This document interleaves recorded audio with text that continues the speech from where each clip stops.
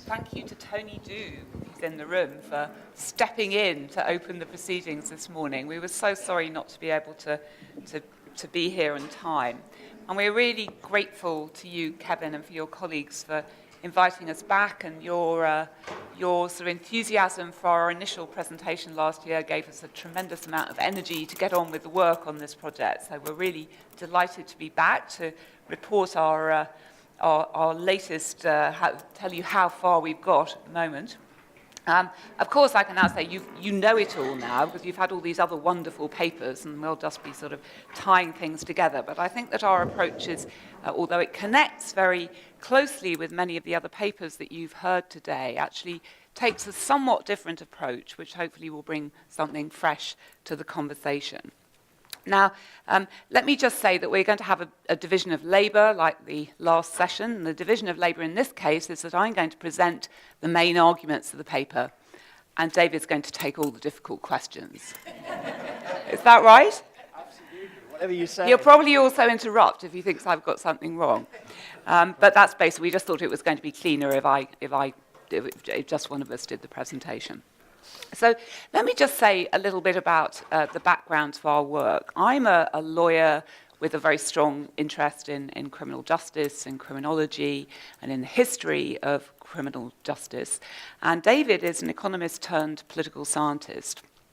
And we're trying to bring our skills together and to engage with two very, very different literatures which we think bear on the question of whether, how, and if, in which case, in what ways America is indeed exceptional in crime and punishment. I should just apologize, of course, for this rather cheeky title that we've given to the presentation. Many of you will recognize it as a homage to William Julius Wilson. And, of course, Wilson's work, The Truly Disadvantaged, is really a sort of paradigm example of one of the literatures that we really want to draw on in building our account of American distinctiveness in criminal justice. And that is a very rich literature on urban poverty, on crime and punishment, with particular reference to what's going on in the large cities of this country. Now, this debate has taken place largely among sociologists and criminologists, although geographers are now getting involved in it, I think, very productively. It's a literature in which, for obvious reasons, race plays a major role. It actually features remarkably little by way of comparative reference.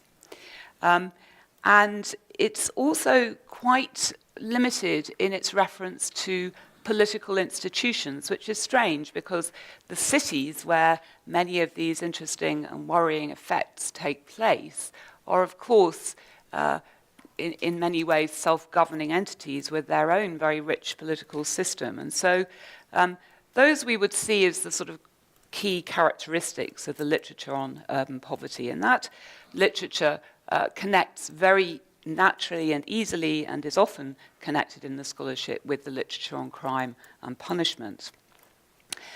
But secondly, we wanted to connect with a literature which David has been very instrumental in developing over the last 15 years in a field called comparative political economy. And the idea of comparative political economy is that essentially it tries to look at the ways in which constellations of institutions in terms of how the economy works, how the welfare state works, and how the political system works, coalesce to produce really quite interesting and systematic differences between different countries and between different groups of countries. And the paradigm which David worked on, and which I've drawn on in some of my earlier work on comparative punishment, is known as Varieties of capitalism. And it basically divides the OECD countries, the advanced democracies, into two sorts of families. On the one hand, liberal market economies, and on the other hand, continental or coordinated market economies. And really the coordinated market economies would be the countries of Northern Europe, the Nordic countries, which you were hearing about earlier this afternoon, which have much sort of longer-term attitude to investment in their workforce.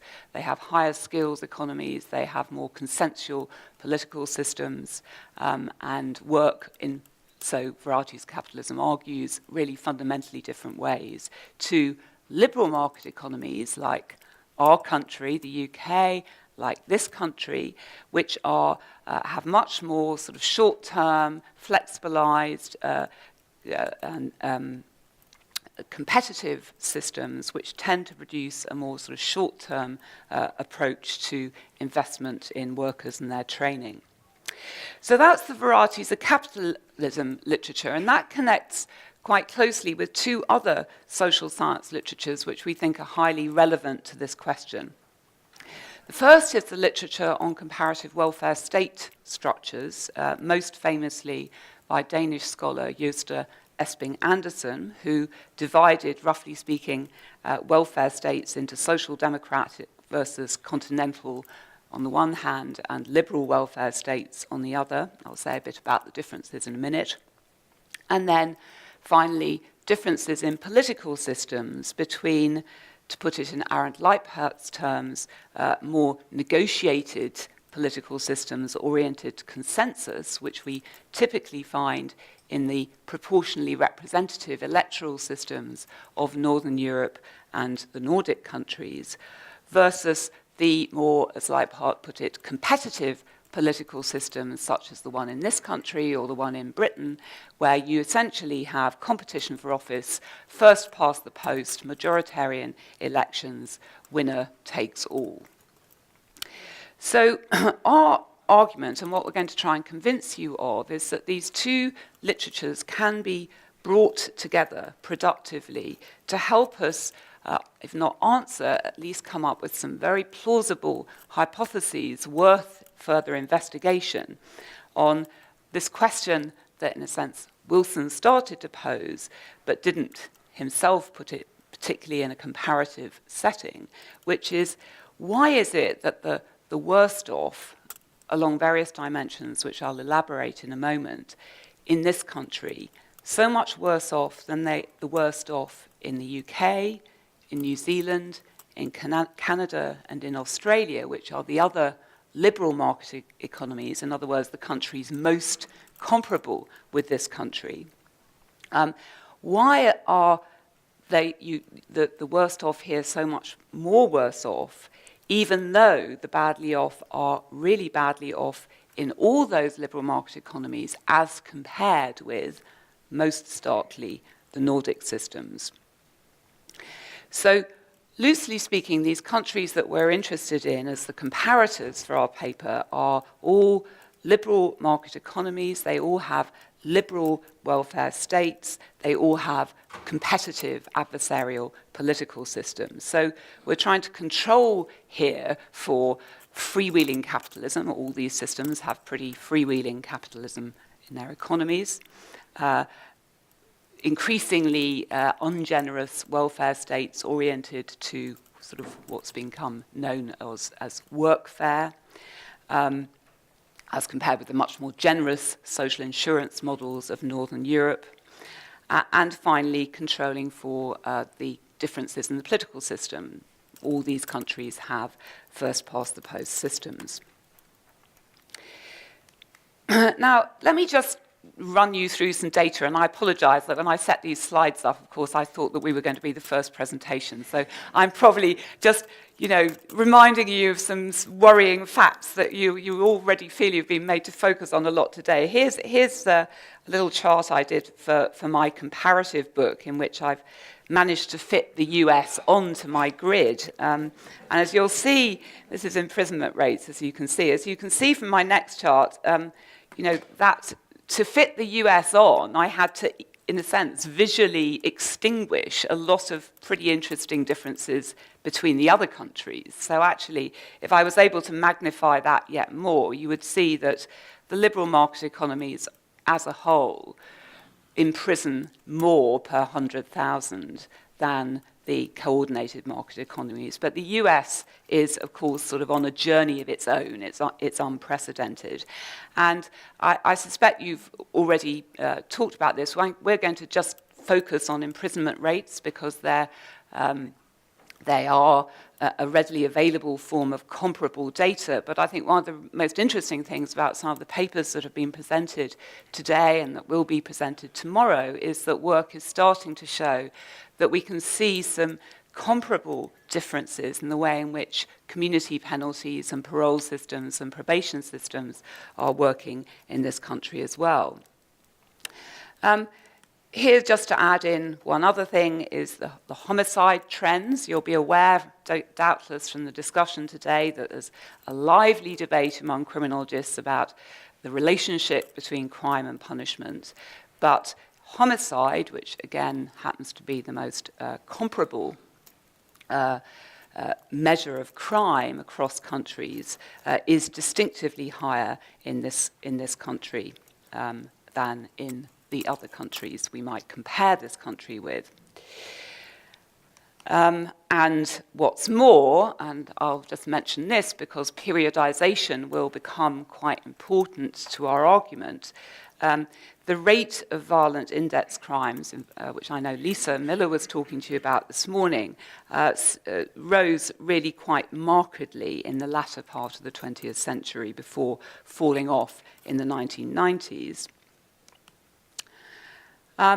And here, just finally, on these criminal justice data, are the long-run statistics going back for sort of nearly 100 years, showing us that the real change in this country seems to have happened from the sort of middle of the 1970s on. So basically, roughly speaking, if we went back to 1970, your imprisonment rate was a bit more than double ours. Today, it's 5 times ours. But ours has gone up itself by several times in the meantime. So something really extraordinary has been happening during that period. Now, we'd like to convince you that to understand those stark criminal justice developments, briefly though I've sketched them, it's going to be useful to think not just in terms of the overall way in which this system works as a country, but also in particular in some other indicators in which, as Wilson's work among others showed, that this country has some distinctive outcomes. So here we have a chart which gives you the imprisonment rate and the homicide rate as that I've also already mentioned, but 3 other markers which we think are really important to the production of crime and imprisonment rates in this country. The first is residential segregation, and we've also given you an idea of the proportion of the main ethnic minority population in each of these countries.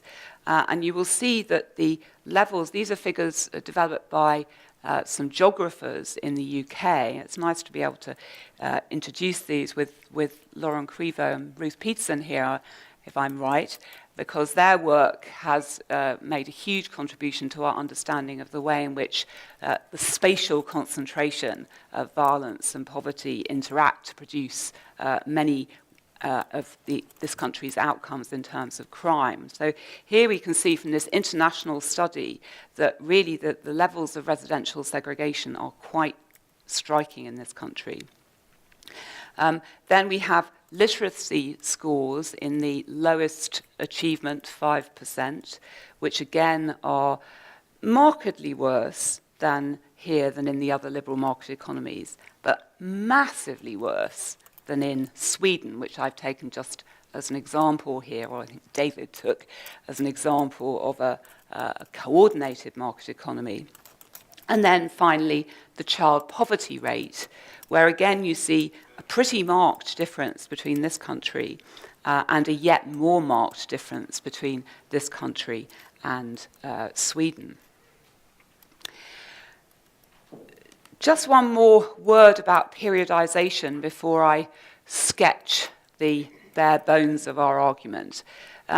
We're really assuming that the explanation has to have something very strong to do with some things that were happening distinctively in the 1970s, and that patterns since then are also needing to be characterized within a sort of sense of what was happening more broadly in economy and society. So we've tried to put these markers, kinds of violent crime and levels of violent crime, rates of imprisonment, quality and intensity of policing in what we've, for brevity, called ghetto areas, within the framework of, if you like, a sort of technological era. So we had, up to the 1970s, the Fordist period. Then, as we all know, we had a massive collapse of the industrial economy, with particularly deadly effects in many of the cities of the north and midwest of this country, and that featured a huge drop in unskilled wages. Then we've had a sort of interesting development from the early 90s until the crash of 2008, where we've seen quite a lot of inner city regeneration, but we've also seen some interesting counter effects in the criminal justice system. So that's really just to bear in mind that broader periodization. So why do we see these differences? If I can ask you to take those differences into, on board. Well, we're going to argue that, or try to convince you that the basic problem, or at least one of the real causes here, is paradoxically what Tocqueville celebrated about this country, and that is the power of local democracy. And the reason we started to look at this, we started by thinking that the thing that was probably most distinctive about this system was its political system as compared with the other liberal market economies. And it wasn't just the fact that it was federal, because, of course, in different ways, Canada and Australia also have federal systems, and even we've now got a little bit of federalism in the UK. But your kind of federalism is particularly distinctive, and we've come to think that the most distinctive thing about it is the power that you accord to local democracy. And what's more, it's a power which you accord to local decision makers, many of them elected, not simply in making decisions about criminal justice, but in the other related areas that we thought should be considered as well, in residential zoning, in education policy and delivery, as well as in policing, prosecution, and justice. So in all of those areas, quite a lot of policy is being driven by majoritarian voting at city or county or school district level. Now, we know that there's huge state variation in this country. Indeed, this country is almost like a sort of natural comparative experiment in itself. You don't, in a way, need to go abroad to be a comparativist in this country. But curiously, for all the work on the federal level, for all the work on the state level, there hasn't been nearly so much work on the local level. And what we are basically going to argue is that the decisive voters in these local elections, which are typically quite low turnout elections, are typically homeowners, or at least people with a stake in local assets, who have quite diametrically opposed interests to the truly disadvantaged.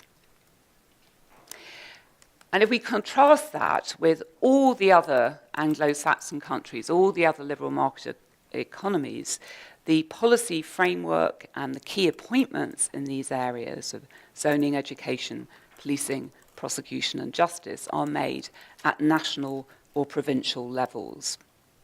And our argument is that that makes a difference, because those decisive voters in these relatively high turnout national and provincial elections have effectively broader interests. Now, I'm going to unpack that argument a little bit in a moment, but before I get there, let's just have a look at this table, which shows you really the differences between the US on the one hand, and Canada, England and Wales and New Zealand on the other, in terms of where the policy-making framework lies. And you'll see that it's really quite an interesting difference between this country and other countries. So I'm just going to set out quite briefly the three core components of our argument about the importance of local democracy and why it should matter. The first, which I already began to sketch out a little bit but hadn't so much developed in relation to this country in my book, has to do with the impact of electoral competition in the competition for roles such as those which many of you will hold, which are very close to, as it were, the delivery of criminal justice.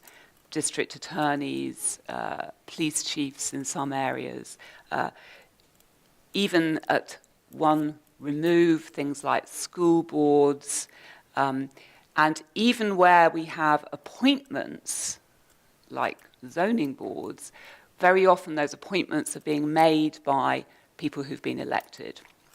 So why should that proximity of electoral discipline and electoral competition to the delivery of criminal justice, which is undoubtedly very distinctive of this country, make a difference to outcomes? Why should it make a difference? Well, wouldn't you just expect local democracy to increase accountability and the quality of decision-making? Well, we argue that there are two problems with the impact of this electoral competition.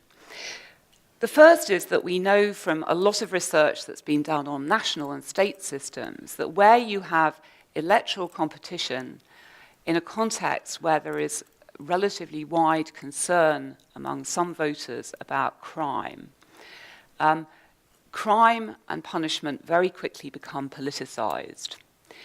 And once they become politicized, it's very easy to get what I rather naughtily called in my book a kind of prisoner's dilemma. In other words, nobody is going to get off this bandwagon of arguing to be tougher on crime. Once you've got that equilibrium, we got it in Britain, arguably actually when Tony Blair became leader of the opposition. Once you get it, it's very hard to unravel.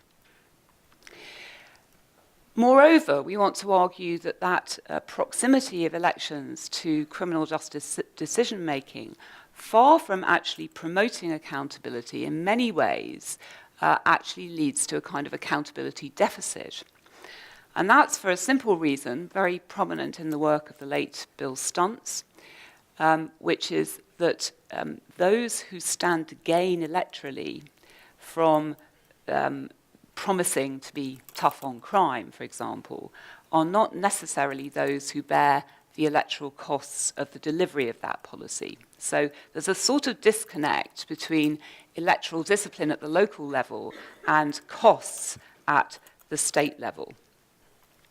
So that's the first set of issues that we think are worthy of further analysis. The second set of reasons why we think that the degree of local autonomy in this country may be part of what is producing these distinctive outcomes at the sharp edge of the criminal justice system and the sharp end of the poverty system has to do with the polarizing dynamics of local autonomy through what an economist called Stephen Fischel has called the home voter effect. Now, this argument is a very, very simple argument, but it depends on two sorts of sets of facts. The first set of facts is that we know, unfortunately, the data on local elections is not as good and complete as it ideally would be, and therefore some questions can't be investigated as well as they might be. But what we do know is that turnout in local elections is significantly lower than that in state and national elections. And we also know that the people who have the greatest incentive to come out and vote in these elections are, to take the paradigm case, somebody who owns their home. In other words, they have made an investment. It's probably their primary asset. It may even be their pension pot.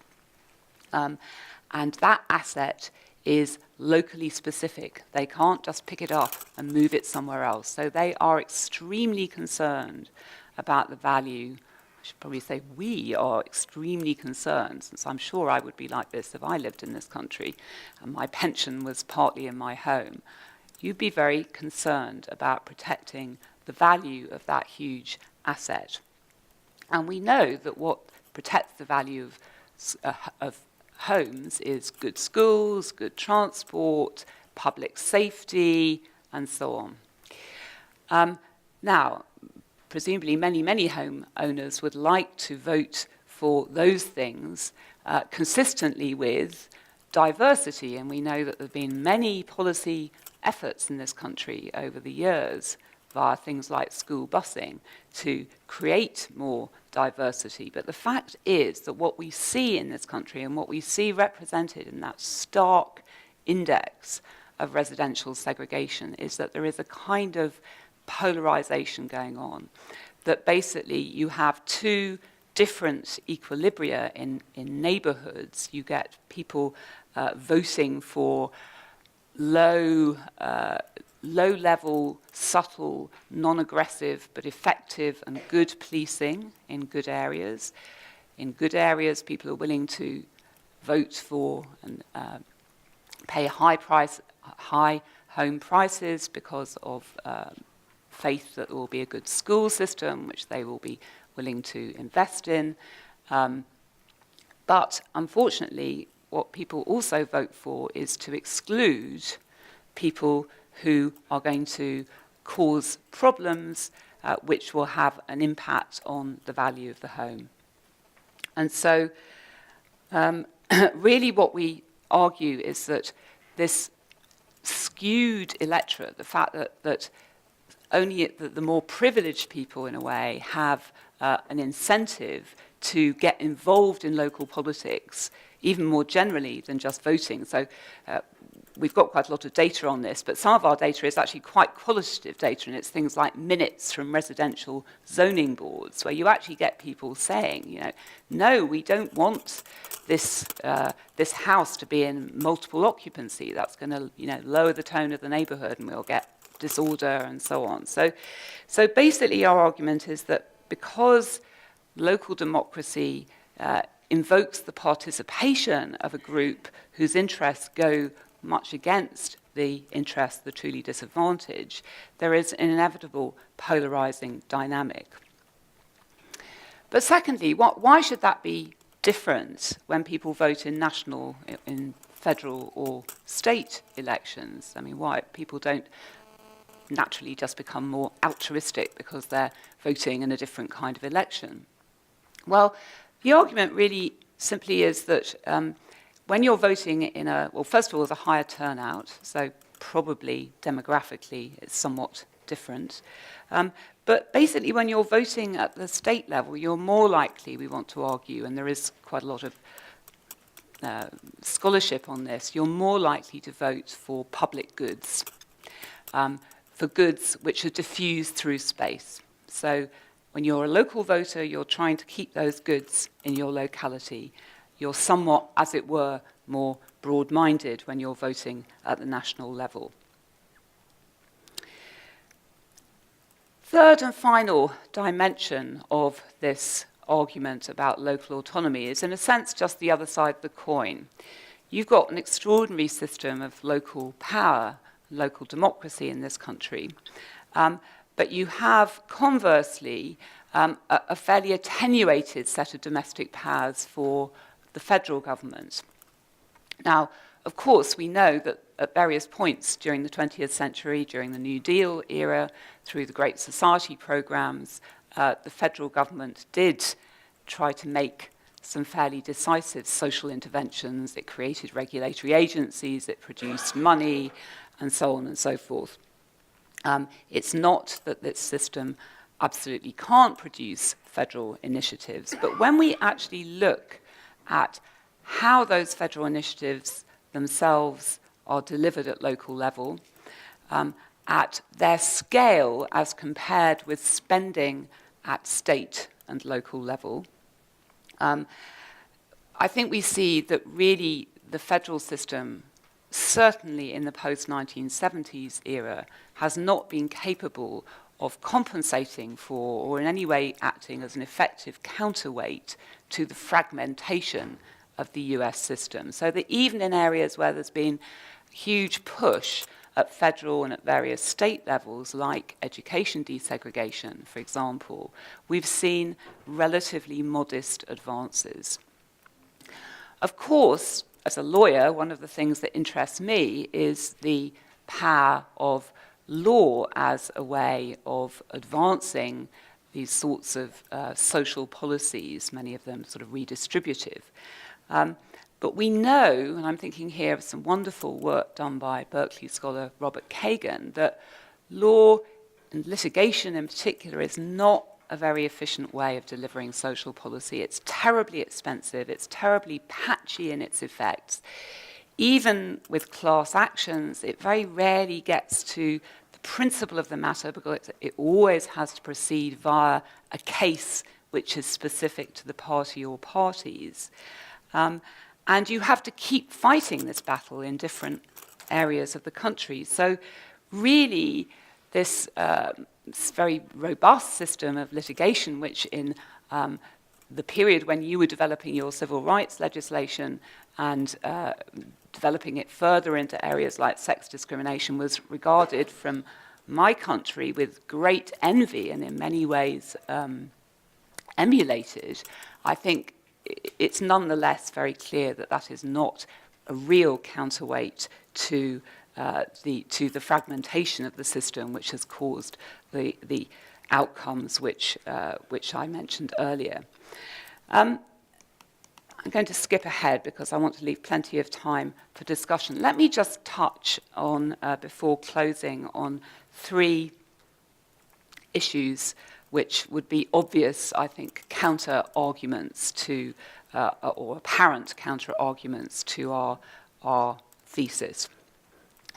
The first and the most obvious, although it isn't really a counter-argument because it is sort of part of our argument, has to do with the history and politics of race in this country. Now, you'd have to be very foolish or biased to think that the history and politics of race aren't a big part of the picture of the outcomes that we see in this country today. But what we do want to maintain is that that history would almost certainly not have produced such stark racially patterned outcomes had it not been for local autonomy. And here we think that local autonomy had a particular effect from the 1970s on. So here are the two reasons for thinking that race is not, to paraphrase Wilson again, that it's not, that there's something going on here that's more than just race.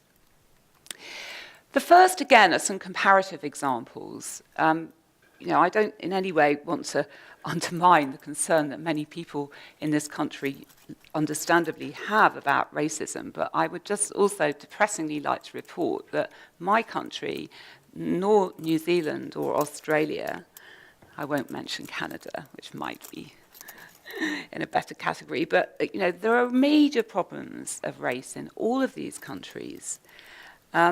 So, for example, if we take New Zealand, which actually has a relatively similar proportion of Maori to the proportion of African Americans in this country, we see a very similar, in fact worse, overrepresentation of the Maori in the prison system as compared with the African Americans in this country. And yet we see no comparable outcomes in terms of overall levels of homicide, overall levels of violence, overall levels of segregation or poor, or overall levels of education inequality.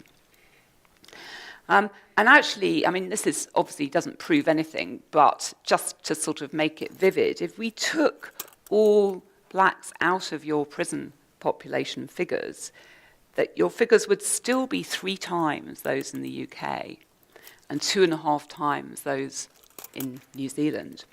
And if we took blacks and Hispanics out of the prison population, it would still be double the rate in the UK and 1.5 times that in New Zealand. Now, that doesn't prove that race hasn't been part, the history of race hasn't been part of what produced this pattern. But we think that local autonomy made that race effect worse.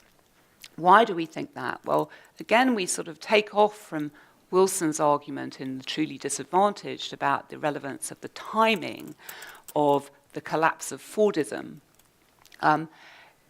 in which, in a sense, came just after the Civil Rights Act, and therefore at a period where the many blacks who had moved north, many of them had gone into jobs in the industrial sector.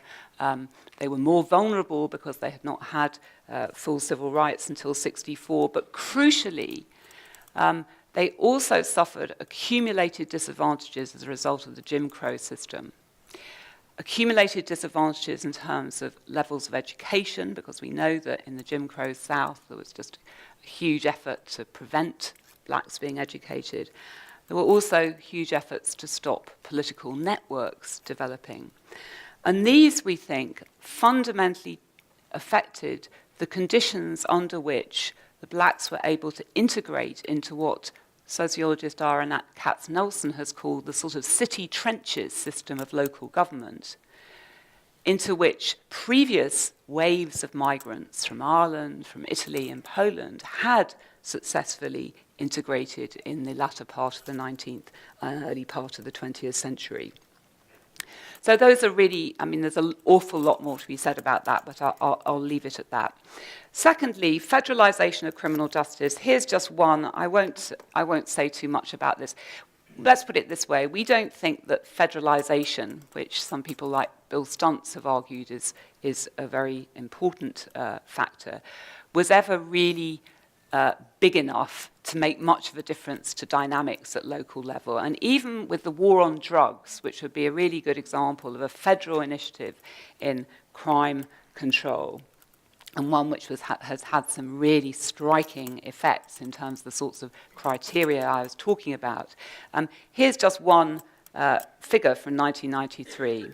$160 million devoted to the multi-jurisdictional task force, the main vehicle for local criminal enforcement of drug legislation. It sounds enormous until you know that in that year, the total expenditure on the police in this country was $40 billion.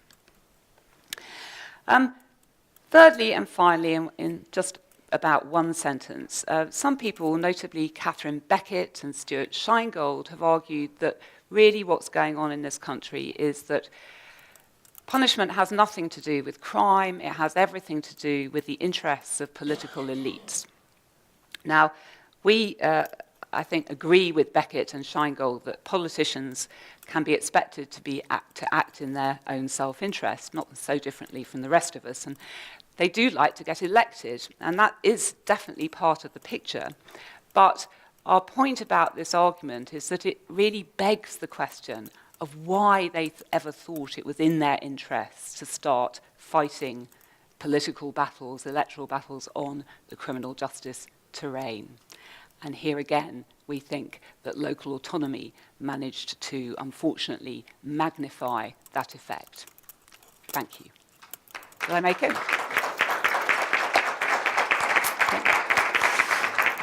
Okay.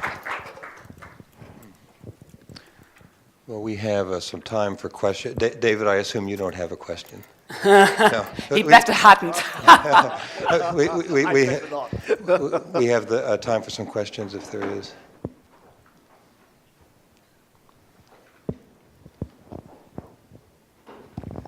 I'm Bert Kritzer from the University of Minnesota Law School. Hi. I sort of understand the political argument in many ways, but it also then suggests that given that there are significant variations around the U.S. on these various elements in terms of are local prosecutors locally selected or at the state level, are judges elected or appointed, So then that suggests the question that if your argument is correct, and honestly, I'm not sure that it is, but if it is correct, you ought to be able to demonstrate some variations internally to the U.S. that follow those differences. And we know that huge variation in the U.S. is regional. Yeah. But even if let's leave the South out of it. Yeah. There's lots of particular things about the South. But if we were to look at just the non-Southern states, you would find many of those variations. Yeah. And so do you have any evidence that shows that the kinds of factors that you describe account for the variations among non-Southern states? Right. Thank you. That's a very good question. So we don't have that ourselves yet, although the next phase of our research would obviously be an obvious research strategy would be to look at that question next.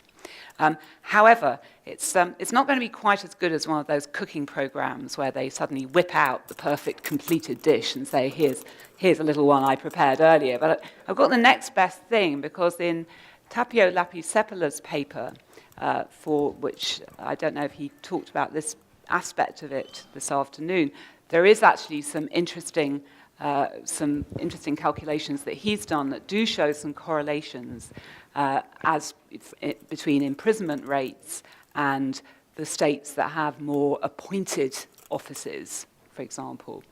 But I think I'm right in saying that those figures are not run through the question of crime levels or homicide levels. So, it is quite a complicated question to research, but I think that such data as has been analysed would be consistent with that thought. That's the Chapel Hill example would be a good example. Well, why don't you do the Chapel Hill Well, example? I mean, there are plenty of, there are clearly more than one equilibrium in the states, and indeed this a lot of the ideas behind this really started out when I was teaching at Duke, and Nicky would come over from the UK, and we were just deeply struck by the contrast between Durham and Chapel Hill. And so Yeah, can I just say that Chapel Hill and Duke are both fabulous places, no question about that. What's really interesting is that law and order operates in a totally different way in Durham from the way in which it operates in Chapel Hill, from district attorneys who are tough in Duke, in Durham, as compared to Orange County which is where Chapel Hill is, combined with police forces who operate in different ways. The chief police officer told another member of my faculty that it wouldn't be worth his while to arrest a student in Chapel Hill on a drug possession charge because A school student.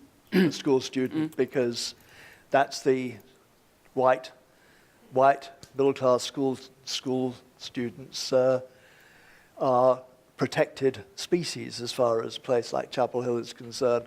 Whereas this happens the whole time, not white students, but young blacks get arrested the whole time in Durham. So I mean, I think there are different equilibria, and of course a lot of what we're looking at is we're looking at the big cities where there are major tracts which are highly segregated and highly disadvantaged tracts, and looking at the type of law and order equilibrium which you get there.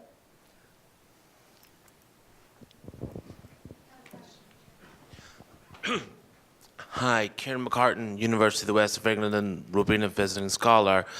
What I think is interesting about this is, where do you think this is going to go in England and Wales with the introduction of police crime commissioners? Will we start to see an increase in exceptionalism? I mean, I think one of the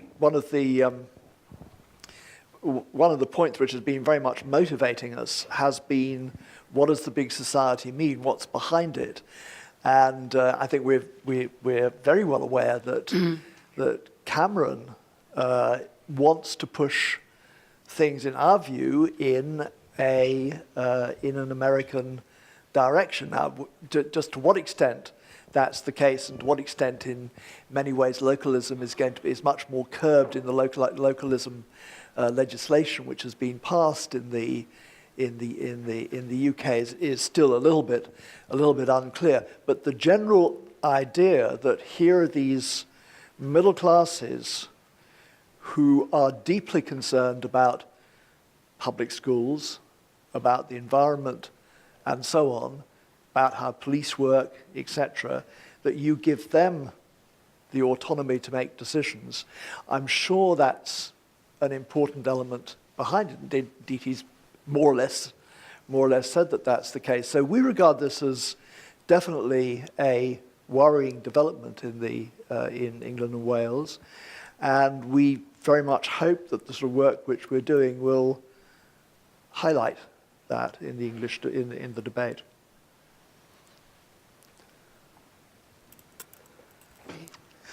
LaJune Lang, retired judge and president of the International Leadership Institute. I would like to agree with your premise and suggest that you take a look at the state of New York, for example. There was a commission that made a recommendation to modify the sentences for incarcerated drug offenders and promote early release. The pushback came from upstate New York, where the prisons are located, where the prison industries are supported by strong unions, and those politicians were grabbing the microphone opposing the commission's recommendations. In Texas, you'll find different sentencing patterns for different regions of Texas, particularly in the application of the death penalty, stark differences. Thank you very much, and that's absolutely fascinating. And I'm so glad you've mentioned something which I didn't mention, but which I think is a really interesting part of the picture in this country, which is that nexus between the commercial interests and the political interests, which are very, and which there's been quite a lot written about, and which is a very important part of the picture. Anyway, thank you. Am I? I don't know who all has microphones. Thank you. Well, thank you very much. You know, I'm very sympathetic to the fragmentation argument. I think that's a very important part of the story. I want to ask you if you could say a little bit more about what you mean by local autonomy, both in terms of local and autonomy. Mm-hmm. So local, I think local, and I think urban, suburban, rural, wilderness. Is Gary Feld still here? Which apparently you have in Minnesota, wilderness as a category. And to me, those are very different contexts, and I can think of a lot of cities where people are routinely voting in, including white voters, routinely voting in mayors and city council members who say, I'm going to do more than just punish people. In fact, there was a DA's race in New York a few years ago where people were clamoring over each other to say they wouldn't use the death penalty. So I think there are contexts that are, and big ones, not just one or two, where the story is a little bit different. That dovetails with some interesting research on recent developments in voting behavior, with actually showing some people, some portion of educated, affluent people who are normally more inclined to vote for Republicans in cities, on the East Coast especially, voting Democratic consistently. So I think there's some dynamics there that aren't entirely fleshed out. And so that's my question, is what local mean? And then secondarily, when you say local autonomy, and I alluded to this earlier, which is a little unfair since you hadn't had the chance to make your case yet, but I'm a little troubled by that phrase because you listed a couple things that local governments can do, policing, prosecuting, schools, zoning, but really, there's not a whole lot local governments can do about schools. They can't merge with more rich suburban districts. They can't merge with anybody unless the others agree. And even when there are county-wide school districts, they have no control over the affluent people that live in the district but send their kids to private schools. So they don't have control over who's in the schools. So if you take that away, really all that's left is policing and prosecuting. And so when you say local autonomy or local democracy, it's not clear to me what kind of political power, really, to actually do very much to confront crime and other problems these local governments have. So what do you mean by local? What do you mean by autonomy? I think that counts as a difficult question, so David will be taking it. But I mean, I think the education thing is obviously central, and what our argument is simply that middle-class homeowners want to, if they live in cities where there is a high proportion of disadvantaged and ethnic areas. I mean, it's a very interesting question as to quite why you don't get white disadvantaged areas, but you don't in the same way.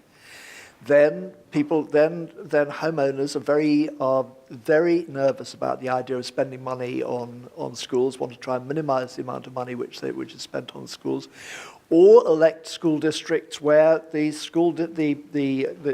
the board is sympathetic to the idea of having de facto segregation within schools. So if you look at Chicago, or if you look at New York, what you find is actually that the schools in those big cities are highly segregated schools, and that's what we mean by local autonomy is the autonomy of essentially middle-class voters.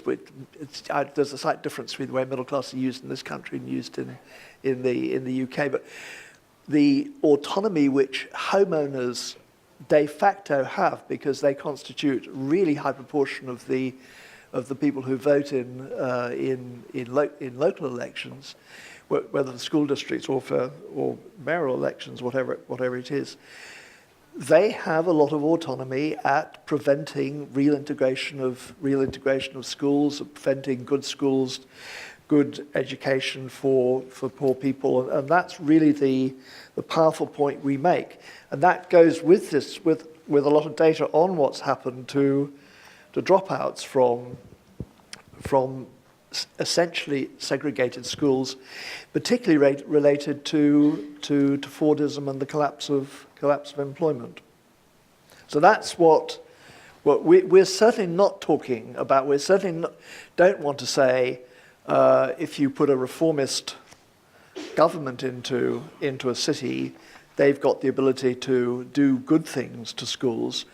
We want to say, on the contrary, it's homeowners who want to keep the value of their property up, who impose de facto constraints via the implicit electoral system on the amount of desegregation or the amount of resources which are put into schools in bad areas. And leaving and sending children to private school just aggravates that process. So that's what we mean by we have a as it were a bad view of local autonomy. Not.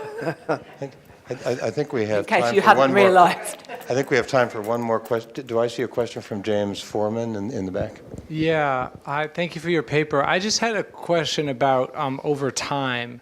So, because I know you talk about it's a big part of your story. Could you say a little bit about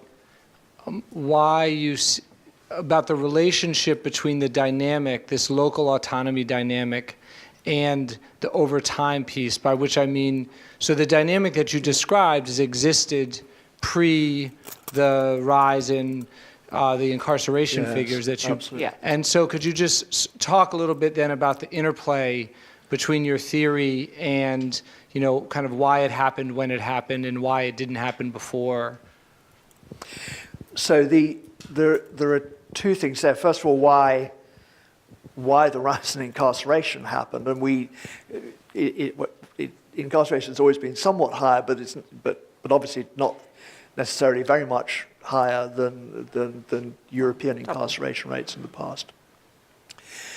And we see the key exogenous shock as being the huge collapse in semi-skilled employment in the big northern cities. Now, the second part of the answer is a answer about why was it the case that there were, as it were, large, relatively poor black populations in the northern cities who then got really hit by that exogenous shock. And that takes us back into asking, is there a relationship between decentralization, autonomy of cities, and the way in which different migrant groups got absorbed into the United States, either mainly obviously from Europe for a long time, and then from the South? And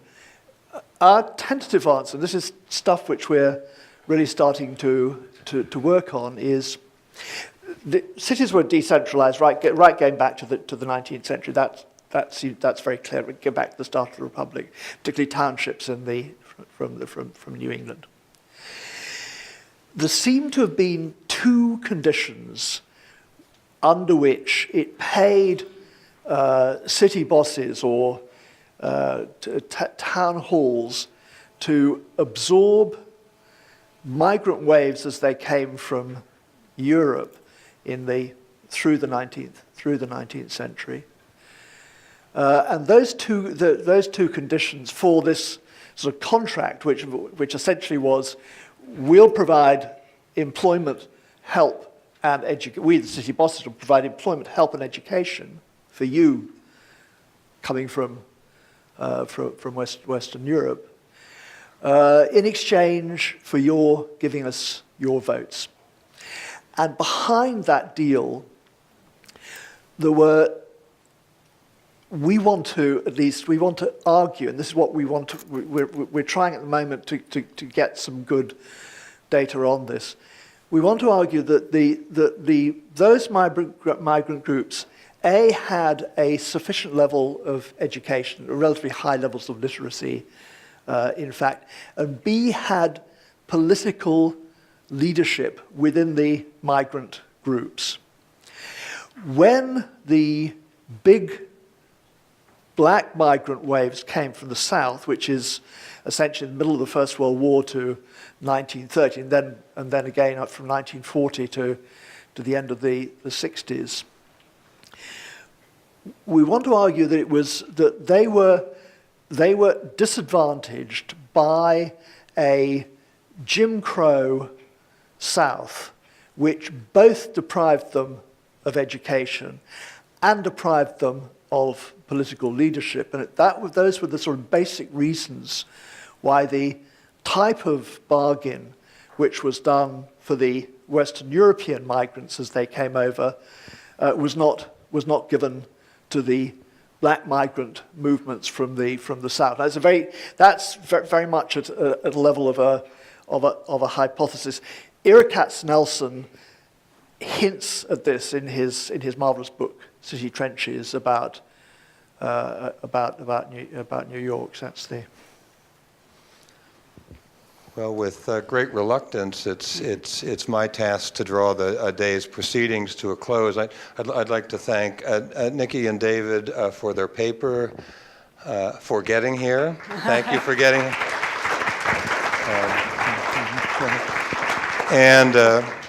And for providing the inspiration for the event. So thank you very much.